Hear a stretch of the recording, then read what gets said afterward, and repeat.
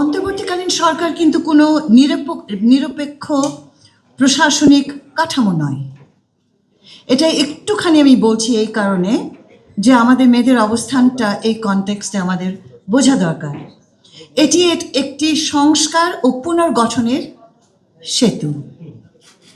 জনগণের সম্মতি ও অংশগ্রহণ পুনঃপ্রতিষ্ঠা করতে হলে, এবং আমরা সেটাই চাইছি, 15-16 বছর ধরে একটা সময় এমন একটা ব্যবস্থা বিরাজমান হলো যে সেখানে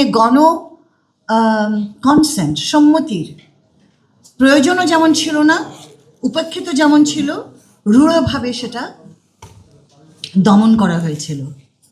অর্থাৎ ফিরে যাব আমরা জনগণের সম্মতি ও অংশগ্রহণ পুনঃপ্রতিষ্ঠায়, এবং সেখানে নারীর রাজনৈতিক বঞ্চনাকে উপেক্ষা করা যায় না।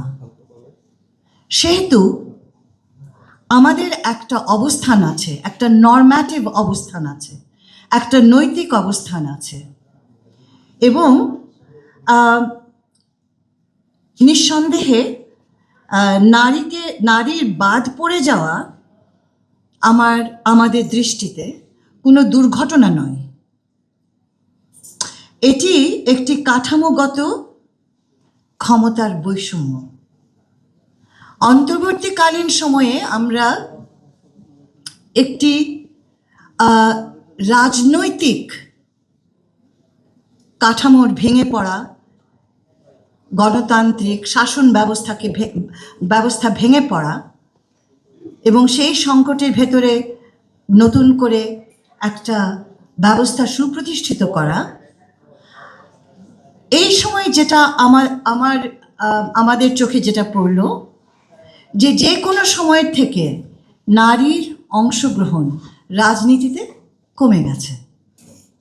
সামাজিকভাবে মেয়েরা যে আন্দোলনের অংশগ্রহণ করেছে, যে নেতৃত্বের প্রমাণ রেখেছে, বিকাশ রেখেছে, সেখানে আমরা দেখতে পাচ্ছি যে যখন আমরা গণতন্ত্রের সেই প্রথম ধাপটা নিতে যাচ্ছি, তখন আমরা দেখছি আমাদের মেয়েরা নেতৃত্বের জায়গা থেকে ঝরে পড়ছে।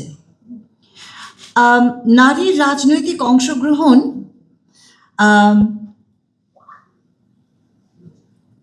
এবং আমাদের রাজনৈতিক দলগুলোর মানসিকতা, সেই মানসিকতাটা একটি নর্ম্যাটিভ কাঠামোর ভেতরে বিরাজমান। আমরা দেখেছি এখানে যে মেয়েরা দল থেকে স্বতন্ত্র জায়গায় এসে দাঁড়িয়েছে এবং সাহসের সাথে সেই লড়াইটা গ্রহণ করেছে, সেটা থেকে আমরা দুটো জিনিস বুঝতে পারছি। দলগুলো বলিষ্ঠ নারী নেতৃত্বকে ধারণ করছে না অথবা করতে পারছে না।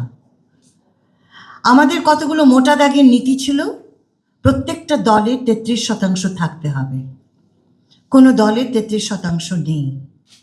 তাহলে 52% জনগোষ্ঠীর প্রতিনিধিত্বটা কিভাবে হবে?